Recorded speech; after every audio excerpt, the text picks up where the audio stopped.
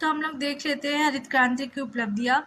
1965-66 की तुलना में इक्कीसवीं सदी में अगर कुल खाद्यान्न बोले तो गेहूँ, दाल, चावल सभी कुछ आ जाएगा इसमें। इसमें टोटल सर्वाधिक 175% की कुल खाद्यान्न में सबका मिला के 175% की वृद्धि हुई है। सबसे ज़्यादा वृद्धि हुई है गेहूँ में, ठीक है। गेहूँ में लगभग 6 गुनी वृद्धि हुई है, 6x, जो कि है टोटल 562%, ठीक है। और उसके बाद हम लोग देखेंगे कि चावल, तो चावल में हुई है टोटल 3 गुनी वृद्धि हुई है। चावल में टोटल 3 गुनी वृद्धि हुई है। और अगर हम दाल देखें तो दाल में हमारी मामूली वृद्धि हुई है। अब कौन कौन से फैक्टर्स है जिन्होंने हरित क्रांति को सफल बनाया, ऐसे कौन कौन से घटक है? तो उन घटकों में सबसे पहला घटक है, ठीक, सबसे पहला घटक है हमारा, ठीक, पहला उन्नत बीज का प्रयोग। उन्नत बीज, ठीक, उन्नत बीज, ठीक है। उन्नत बीज मतलब हाई यील्डिंग वैरायटी के बीज, ठीक है, जो कि उत्पादन में जिससे क्या होता है, उत्पादन क्या होता है, अधिक हो, ठीक है। हम ऐसी बीजों का हमने प्रयोग किया जिनका लाइफ साइकिल यानी कि जीवन चक्र कम होगा। लाइफ साइकिल क्या होगा, कम होगा, लेकिन उत्पादन क्या होगा, ज़्यादा होगा। तो ऐसे बीजों का प्रयोग किया जिसमें उत्पादन अधिक हो और जिसका लाइफ साइकिल कम हो, ऐसे बीजों का हमने यूज़ किया, ठीक है। तो ये हरित क्रांति का एक मुख्य घटक था जिसमें हम लोग अधिक उत्पादन वाले बीज, जिनका लाइफ साइकिल कम होता था, जिनका जीवन चक्र कम होता था, ठीक है, लेकिन उत्पादन क्षमता अधिक थी, उनका क्या किया हम लोगों ने, प्रयोग किया, ठीक है। दूसरा, सिंचाई। सिंचाई सबसे बड़ा फैक्टर था, सिंचाई। सिंचाई के लिए सबसे पहली बात, उन्नत पैदावार के लिए हम लोग को क्या चाहिए, सिंचाई, ठीक है। तो सिंचाई के लिए पूरे के पूरे उत्तर पश्चिमी राज्य, भारत के उत्तर पश्चिमी राज्य, ठीक है, उत्तर पश्चिमी राज्य जैसे कि हरियाणा,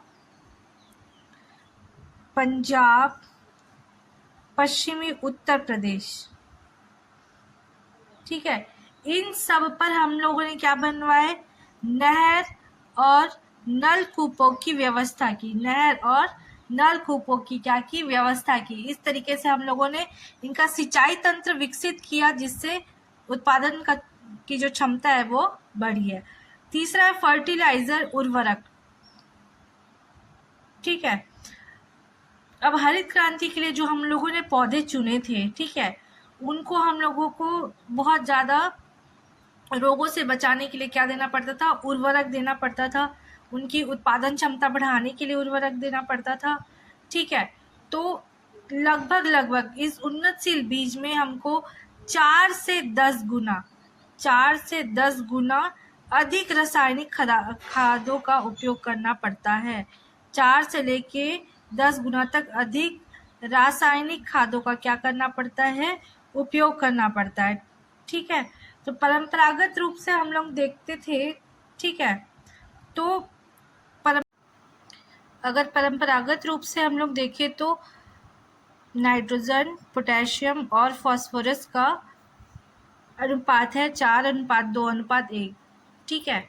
नाइट्रोजन, फास्फोरस और पोटेशियम का अनुपात है 4:2:1, लेकिन इसको 2011-12 से इसको बढ़ा दिया गया है, ठीक है। ये बढ़ कर के हो गया है 4 से हो गया है ये 6.4, ठीक, 2 से हो गया है ये 2.7 और ये 1 का 1 है, ठीक। तो ये 4 से हो गया 6.4, 2.7 और 1 कर दिया गया है, ठीक है। मतलब कि अब सोच लीजिए कि फर्टिलाइज़र कितने ज़्यादा यूज़ हो रहे हैं, ठीक है।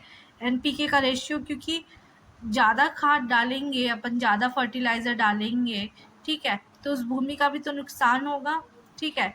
तो अब जब 4:2:1 का जो रेशियो था, ठीक है, अब वो चेंज हो गया है। अब उसको हमको ज़्यादा यूज़ करना पड़ रहा है 6.4 और 2.7 और 1 के रेशियो में, ठीक है। उसके बाद कीटनाशक रसायन, ठीक है। अब जो कीटनाशक रसायन,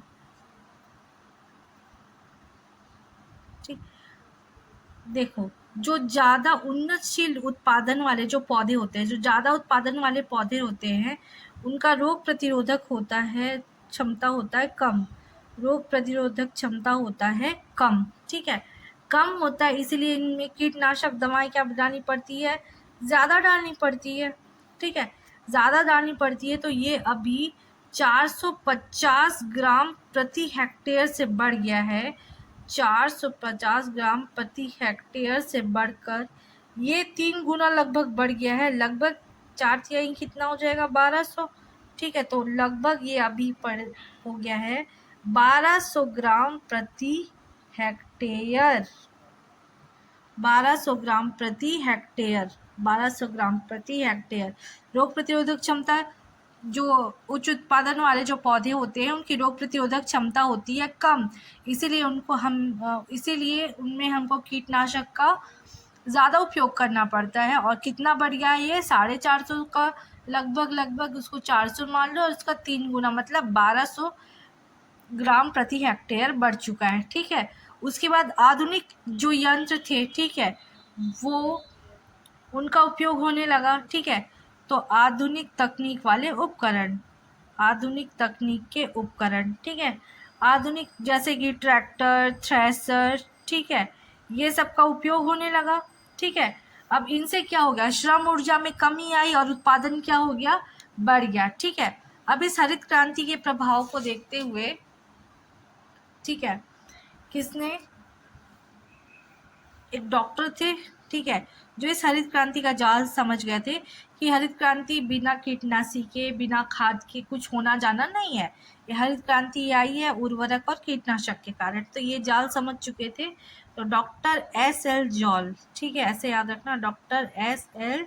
जॉल ने बोला था, ठीक है, आज अगर इसमें कोई उर्वरक ना डालो, आज अगर इसमें कोई उर्वरक न डालो तो कोई उत्पादन नहीं होगा, कोई उत्पादन नहीं होगा, ठीक है? नहीं होगा, ठीक, सही बात है। आज हम लोग इतना ज़्यादा कीटनाशक रसायन केमिकल्स का यूज़ करेंगे हम लोग, ठीक है, तो ज़मीन क्या हो जाएगी? बंजर हो जाएगी, उस पर मतलब बंजर हो जाएगी, उस पर हम कुछ भी उगाना चाहे तो उगेगा क्या? नहीं। तो हमको ज़्यादा क्या डालना पड़ेगा? उसमें उर्वरक डालना पड़ेगा, फर्टिलाइज़र डालना पड़ेगा, यही सब हुआ। इसलिए इसका जाल समझ चुके थे कौन? Doctor SL. जाल। इसलिए उन्होंने बोला कि अगर खाद नहीं तो उत्पादन नहीं, सीधे सीधे खाद नहीं डालोगे तो उत्पादन भी नहीं होगा, ठीक है? अब सामाजिक प्रभाव तो आप सभी जान सकते हैं। अब सामाजिक प्रभाव हम लोग देखेंगे, तो सामाजिक प्रभाव तो जानते ही हम सब की, सामाजिक प्रभाव की किसानों, अब उत्पादन ज़्यादा होगा तो किसानों की आय की वृद्धि होगी, महिलाओं की दशा बेहतर होगी, ठीक है, बड़े और छोटे किसान के बीच में असमानता कम होगी। ये सब समझने वाली बात है, इसको कोई ऐसा याद नहीं करने का है हमको, ठीक है? आर्थिक प्रभाव भी वही सेम चीज़ ही है कि इसमें अब कम श्रम लगा, उत्पादन अधिक हो गया, ठीक है, कृषि में जो मशीन उपयोग हो रहे हैं, उर्वरक उपयोग हो रहे हैं, उनसे कृषि का विकास हुआ, ठीक है? तो अब ये सब इसके पॉइंट्स थे, ठीक है? अब पर्यावरण पे इस पे क्या क्या प्रभाव पड़ा वो पढ़ेंगे हम लोग, कि हरित क्रांति का पर्यावरण पर प्रभाव, हरित क्रांति का पर्यावरण पर प्रभाव।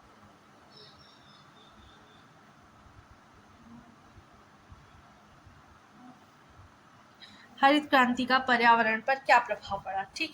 अब देखो, जैसा कि मैंने बताया कि इसमें क्या है, हम लोग केमिकल फर्टिलाइजर्स, ठीक है, और कीटनाशक का यूज़ करेंगे, ठीक है? अब इसके ज़्यादा यूज़ होने से क्या हो जाएंगी? जो परंपरागत फसलें हैं वो क्या हो जाएंगी? विलुप्त हो जाएंगी, ठीक है? दूसरा, ज़्यादा सिंचाई होती है तो मृदा की जो मिट्टी होती है उसकी अम्लता, क्षारीयता और लवणीयता में वृद्धि होगी, ठीक है? वो कैसा हो जाएगा? उसका जो नेचर हो जाएगा वो बेसिडिक हो जाएगा, उस पर ज़्यादा सॉल्ट जमा हो जाएंगे जो कि पानी में थे, ठीक है? और इससे वर्षा का जल भी क्या हो जाएगा? प्रभावित होगा, ठीक? ये दूसरा चीज़ हुआ। अब हम लोग ज़्यादा कीटनाशक कीटनाशक क्या है? एक तरह का पॉइजन ही है जो हम लोग किसको मारने के लिए दे रहे हैं? कीड़ों को मारने के लिए दे रहे हैं। तो इस तरीके से क्या हो जाएगा, कीटनाशक ज़्यादा हो जाएगा तो पर्यावरण और जो आहार श्रृंखला जो फूड वेब है, ठीक है, वो कैसी हो जाएगी, विषाक्त हो जाएगी, अनबैलेंस हो जाएगी। ठीक है, इसके साथ साथ सब सिंचाई का ज़्यादा यूज़ होगा तो भूजल स्तर में भी क्या हो जाएगी, गिरावट आ जाएगी। ठीक है, और जो हम ज़्यादा केमिकल डाल रहे हैं उसके वजह से जल रसायन भी क्या हो जाएगा, टॉक्सिक हो जाएगा, प्रदूषित हो जाएगा। साथ ही साथ कृषि भूमि और वन का भी क्या होगा, क्षरण होगा। ठीक है, तो ये सब हरित क्रांति का पर्यावरण पर प्रभाव पड़ा। ठीक है, तो पहला हम लोग प्रभाव हम लोग देखते हैं। ठीक है, पहला प्रभाव, ज़्यादा क्या, अत्यधिक क्या हम लोग यूज़ कर रहे हैं, रासायनिक उर्वरक यानी कि खाद और कीटनाशक और रासायनिक कीटनाशक, ठीक है, के प्रभाव से क्या हो जाएगी, परंपरागत फसलें क्या हो जाएगी, परंपरागत फसलें क्या हो जाएंगी, इनसे विलुप्त हो जाएंगी, परंपरागत फसलें विलुप्त हो जाएंगी। ठीक है, दूसरा, ज़्यादा हम लोग क्या करेंगे, सिंचाई, और ज़्यादा सिंचाई से क्या होता है, उसके जो पानी में क्या होता है, पानी में क्या होता है, लवण होता है। ठीक है, लवण होता है, कई सारे सॉल्ट्स पाए जाते हैं, वो जाके किस में जम जाएंगे, ज़मीन पे, तो इसकी लवणता भी क्या हो जाएगी, अधिक हो जाएगी। तो लवणता अधिक हो जाएगी और ये कैसा हो जाएगा, क्षारीय, तो इसकी क्षारीयता भी क्या हो जाएगी, बढ़ जाएगी। तो पानी की ज़्यादा सिंचाई से ज़मीन की क्या हो जाएगी, लवणता भी बढ़ेगी और क्षारीयता भी बढ़ेगी। ठीक है, और क्या होगा, ठीक, तीसरा हम लोग पढ़ेंगे कि कीटनाशक के उपयोग से क्या हो जाएगा, कीटनाशक के उपयोग से क्या होगा, जो खाद्य श्रृंखला है, खाद्य श्रृंखला है, वो कैसी हो जाएगी, विषाक्त हो जाएगी, विषाक्त हो जाएगी। ठीक है, आहार श्रृंखला या खाद्य श्रृंखला कैसी हो जाएगी हमारी, विषाक्त हो जाएगी। चौथा, ज़्यादा सिंचाई से भूजल स्तर क्या हो जाएगा, भूजल स्तर कम हो जाएगा। ठीक है, ये थे हमारे हरित क्रांति के पर्यावरण पर प्रभाव। ठीक है, अब हम लोग देखेंगे कि हरित क्रांति का जो नेगेटिव इफेक्ट था उसको कम करने के लिए और क्या किया गया है इस पे। ठीक है, तो इसके प्रभाव को कम करने के लिए क्या क्या किया है, प्रभाव को कम करने हेतु क्या किया गया है, किस पर इसके कौन से इफेक्ट, नेगेटिव इफेक्ट को, प्रभाव को कम करने के लिए पहला किया गया है कि पुनः जैविक कृषि को क्या दिया गया है, बढ़ावा। पुनः जैविक कृषि को क्या दिया गया, बढ़ावा, कि भाई आप ऑर्गेनिक खाद डालिए, ऑर्गेनिक तरीके से आप क्या कीजिए, फसल उगाइए। ठीक है, तो अब इसमें क्या करते हैं, उर्वरक में भी अब क्या करने लगे हैं, अब बायो फर्टिलाइजर्स, अब क्या, किसका यूज़ कर रहे हैं, अब केमिकल फर्टिलाइज़र नहीं, किसका, बायो फर्टिलाइजर्स। ठीक, जैव उर्वरक, ठीक, किसका प्रयोग कर रहे हैं हम, जैव उर्वरक, जैसे कि राइजोबियम, ठीक, नील हरित शैवाल, ब्लू ग्रीन एल्गी,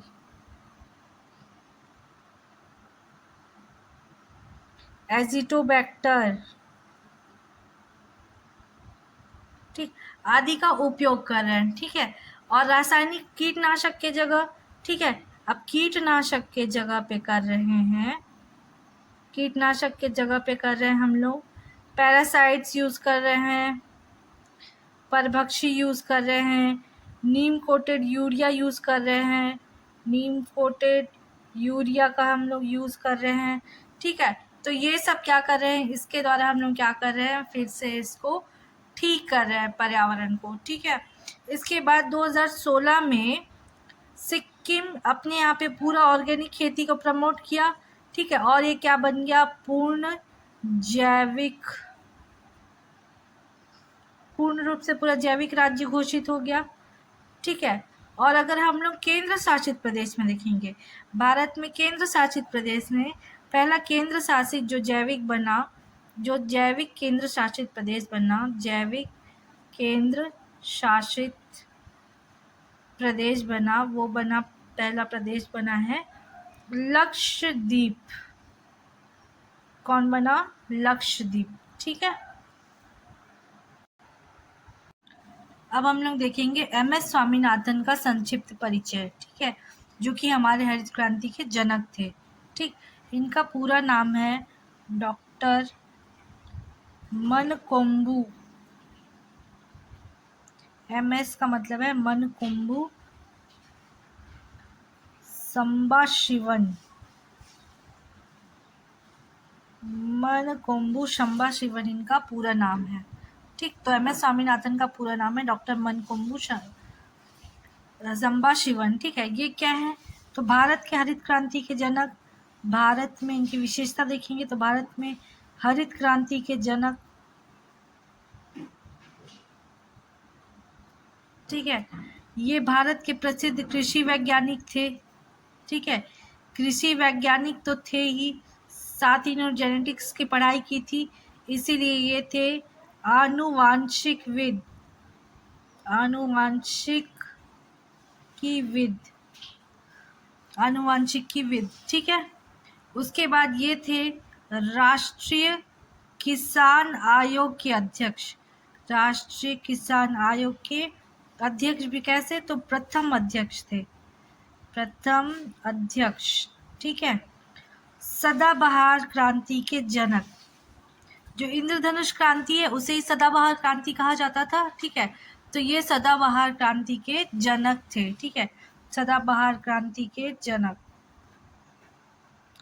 और सदाबहार क्रांति के कारण ही इनको, ठीक है, UNEP united national environmental programme में आर्थिक पारिस्थिति के जनक कहा गया।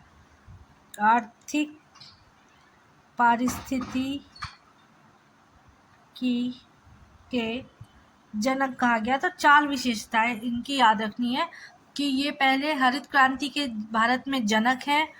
ठीक है, हरित क्रांति के जनक होने के साथ साथ ये कृषि वैज्ञानिक थे, आनुवांशिकी की पढ़ाई की थी, जेनेटिक्स की पढ़ाई की थी, तो आनुवांशिकविद थे, राष्ट्रीय किसान आयोग के पहले अध्यक्ष थे। ठीक है, सदाबहार क्रांति के जनक थे।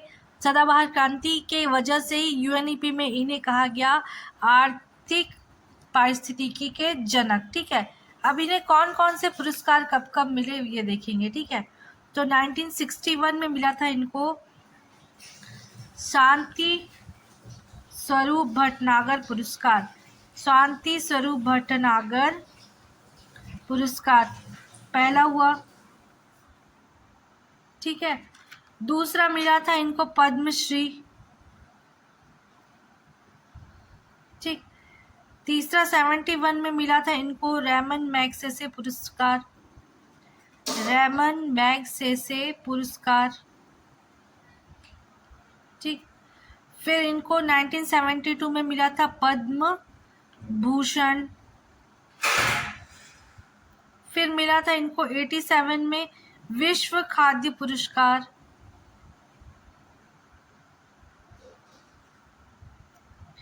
ठीक, फिर चेन्नई में इन्होंने 1988 में चेन्नई में, कहाँ पे?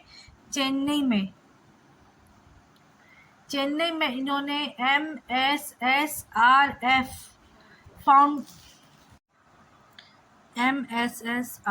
फाउंडेशन की स्थापना की।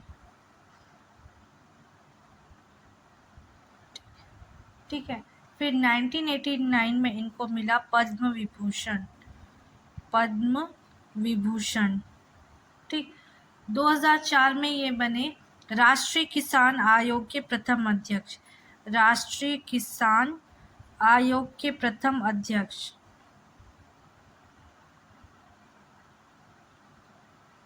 ठीक, 2004 में इनके नाम पर क्या हुआ? पुरस्कार प्राप्त हुआ। ठीक है, मतलब शुरू हुआ, इनके नाम पर एम.एस. स्वामीनाथन पुरस्कार शुरू हुआ।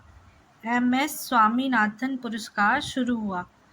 ठीक है, और 2024 में इनको मिला भारत रत्न। तो एग्ज़ाम में पूछ सकता है इनको कौन से निम्न में से कौन से पुरस्कार मिले, नहीं मिले। ठीक है, तो देखो इनको पद्म श्री भी मिला है, पद्म भूषण भी मिला है, पद्म विभूषण भी मिला है और भारत रत्न भी मिला है। ठीक है, तो पद्मश्री, पद्म भूषण, विभूषण और भारत रत्न सब कुछ मिला है। ठीक है, खाद्य पुरस्कार क्योंकि हरित क्रांति के क्षेत्र में काम किया था। ठीक है, रामन मैग्सेसे पुरस्कार मिला है, शांति स्वरूप भटनागर पुरस्कार मिला है इनको। ठीक है, अब देखेंगे हम लोग श्वेत क्रांति। अब अगला टॉपिक है हमारा श्वेत क्रांति का। ठीक, तो अगला टॉपिक है हमारा श्वेत क्रांति।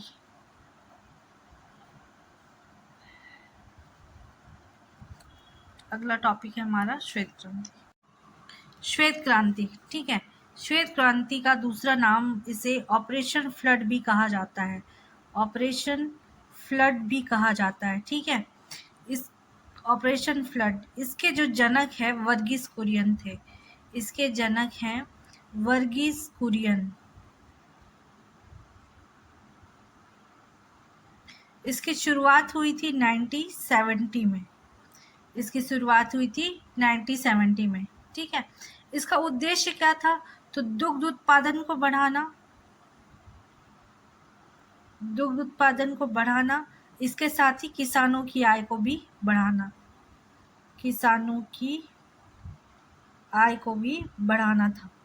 ठीक है, दुग्ध उत्पादन बढ़ाना और किसानों की आय को भी बढ़ाना था। ठीक है, देखेंगे हम लोग कि ये शुरू कैसे हुआ। ठीक है, तो गुजरात का खेड़ा नाम का गांव था। ठीक है, गुजरात के खेड़ा नाम का जिला था। खेड़ा जिले में, गुजरात के खेड़ा जिले में आनंद नगर में, ठीक है, आनंद नगर में, गुजरात के खेड़ा जिले के आनंद नगर में, ठीक है, सबसे पहले इस दुग्ध क्रांति की शुरुआत हुई। ठीक है, वहाँ की जो लेडीज थी, महिलाओं थी, वो लोग दूध का व्यापार शुरू की थी। ठीक है, एक छोटा सा सहकारी समिति इन लोगों के लिए खोला। अब वो लोग दूध का व्यापार करती थी लेकिन उनको उस चीज़ का उचित मूल्य नहीं मिल पाता था। ठीक है, इसीलिए वर्गीस कुरियन ने दुग्ध क्रांति की शुरुआत की। ठीक है, तो मैं बताई कि यहाँ पे आनंद जिले में दूध का उत्पादन होता था। ठीक है, और महिला लोग क्या करते थे? दूध का व्यापार करते थे।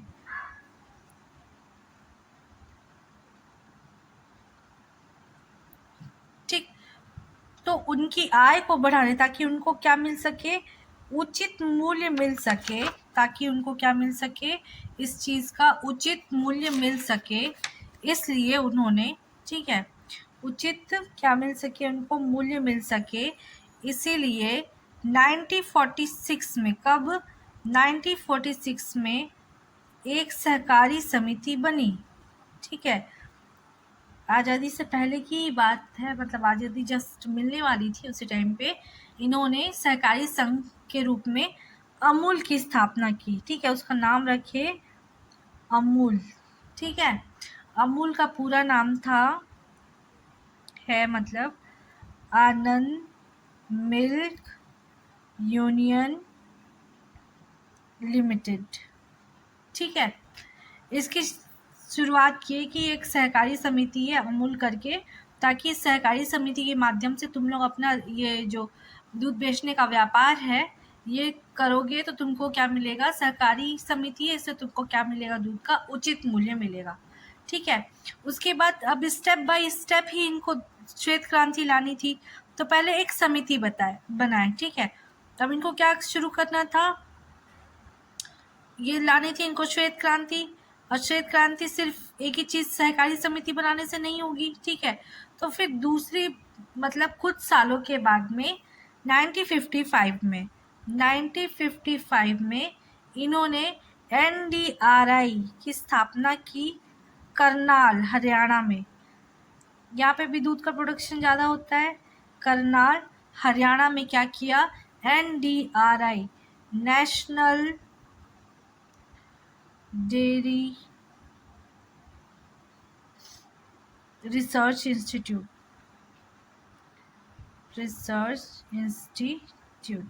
ठीक है, नेशनल डेयरी रिसर्च इंस्टीट्यूट। ठीक, अब भाई दूध का व्यापार करना है तो ये समिति बनी। अब उसके लिए क्या बनाएंगे? एक इंस्टीट्यूट बनाएंगे। इंस्टीट्यूट बनाएंगे कहाँ पे? करनाल, हरियाणा, ठीक है। उसके बाद में फिर 10 साल बाद, 10-10 साल के गैप में कर रहे हैं, ठीक है। फिर 10 साल के बाद में, तो 10 साल के बाद में हो जाएगा, ठीक, 1965 में। कब? 1965 में। फिर NDDB की स्थापना करते हैं आनंद नगर गुजरात में, यही आनंद नगर गुजरात में, ठीक। इसका नाम है नेशनल डेयरी डेवलपमेंट बोर्ड, ठीक है।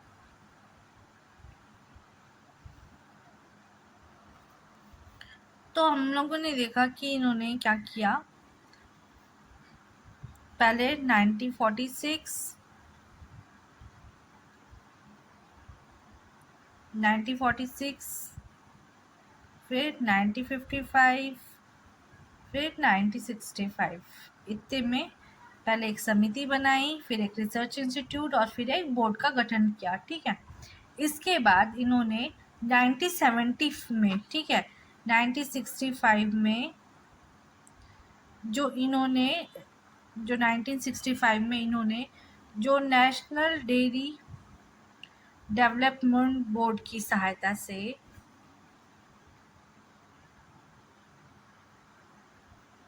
ठीक है, 1970 में, कब? 1970 में ऑपरेशन फ्लड चालू किया, ऑपरेशन फ्लड चालू किया, ठीक है। ऑपरेशन फ्लड चालू किया, ठीक है। और ये भारत में ये 3 चरण में, हम लोग जैसे पहले पढ़े थे हरित क्रांति भी पहले 3 चरण में हुई थी, वैसे ही श्वेत क्रांति भी 3 चरण में हुई थी, ठीक है।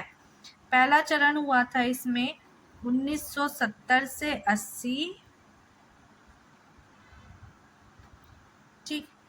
दूसरा हुआ था 1981 से 85 और तीसरा हुआ था, ठीक, तीसरा कहाँ हुआ, सॉरी, 85 से लेके 96 तक, ठीक है। तो पहले चरण में क्या हुआ था? पहला चरण हुआ था हमारा 1970 से लेके 80, ठीक है। अब ये चौकोर सा हम लोग मान के चलो, चौकोर सा हमारे ये भारत है, भारत का मैप कुछ ऐसा मान लीजिए, ठीक है। तो भारत के 4 महानगर, ठीक है, 4 मेट्रो स्टेशन, अब बड़े जगह से पकड़ बनाए तो बड़े मेट्रो शहर से शुरू करेंगे, ठीक है। मुख्यालय शहर से शुरू करेंगे, महानगरों से, ठीक है। तो यहाँ से दिल्ली या मुंबई, इधर नीचे चेन्नई और इधर कोलकाता, इन 4 महानगरों से इन्होंने क्या किया, दूध का व्यापार शुरू किया, ठीक है। तो प्रथम चरण में 4 महानगरों में हुआ, ठीक है। फिर अब देखेंगे हम लोग द्वितीय चरण। द्वितीय चरण हुआ था हमारा 1981 से लेके 85, ठीक है। अब समन्वित डेयरी विकास कार्यक्रम की शुरुआत करेंगे। अब इन लोग क्या करेंगे, 200 से अधिक शहर में, 200 से अधिक शहरों में, ठीक है, शहर में को जोड़ा गया, मतलब चालू किया गया इनको, इन 4 महानगरों के अंतर्गत इन 200 शहरों को जोड़ा गया, ठीक है। और इस चरण में, ठीक है, 1 लाख से, जहाँ पर भी 1 लाख से ज़्यादा आबादी है, कितने, 1 लाख से ज़्यादा आबादी है, वहाँ पे दुग्ध आपूर्ति शुरू की, ठीक है, दुग्ध आपूर्ति और उपलब्धता शुरू की, ठीक है। और किसके माध्यम से? समितियों के माध्यम से, समितियों के माध्यम से शुरुआत की, ठीक है। तो 1 लाख से ज़्यादा जहाँ पर भी आबादी है उन लोगों को क्या की, समितियों के माध्यम से उन लोगों को जोड़ने का प्रयास किया, ठीक है। उसके बाद देखेंगे हम लोग तीसरा चरण, ठीक है। उसके बाद देखते हैं हम लोग तीसरा चरण, ठीक है। तीसरा चरण देखेंगे अपन, ठीक। तो तीसरा चरण हुआ था हमारा 1985 से लेके 96, ठीक है।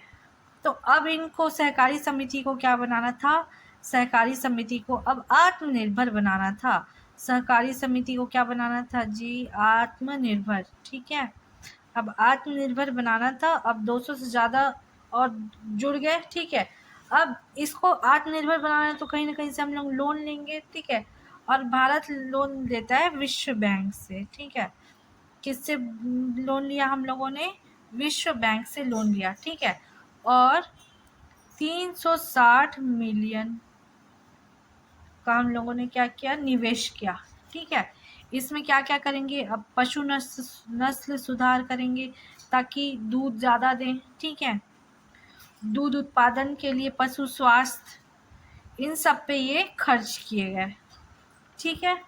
और सभी भारत के सभी जिलों में ये क्या हो गया? ये लागू हो गया, ठीक है।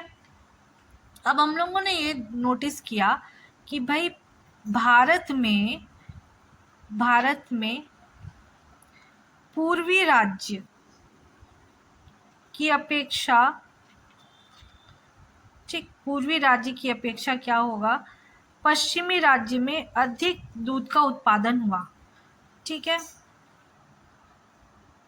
ठीक, पूर्वी राज्यों की अपेक्षा पश्चिमी में क्या हुआ? अधिक उत्पादन हुआ, पश्चिमी में अधिक उत्पादन हुआ, ठीक है। जैसे कि पूर्वी राज्यों की तुलना में हम लोग देखेंगे तो महाराष्ट्र और गुजरात में दूध की क्या ज़्यादा डिमांड थी, ठीक है। दूध की उत्पादन क्या थी? तीव्र मांग थी, तो दूध की तीव्र मांग, ठीक है। दूसरा, गुजरात, राजस्थान, मध्य प्रदेश, वेस्ट यूपी, ठीक है। इनमें ये जो मैदानी राज्य थे, ठीक है, इनमें चारा की पर्याप्तता थी, ठीक है। यहाँ पे चारा क्या थे? पर्याप्त थे। और चारा पर्याप्त होने के कारण यहाँ पे पशुपालन क्या हुआ? अच्छे से हुआ। पशुपालन क्या हुआ? का विकास हुआ।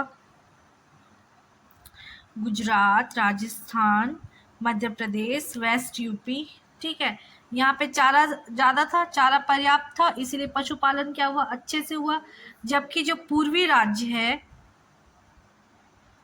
ठीक, वहाँ पे जनसंख्या दबाव, ठीक, और चारे की उपलब्धता के कारण में यहाँ पे क्या होता था? जनसंख्या दबाव के कारण खाद्यान्न खेती ज़्यादा होती थी, ठीक है। इसीलिए यहाँ पे पूर्वी राज्य में क्या हुआ? कम दूध का उत्पादन हुआ, ठीक है।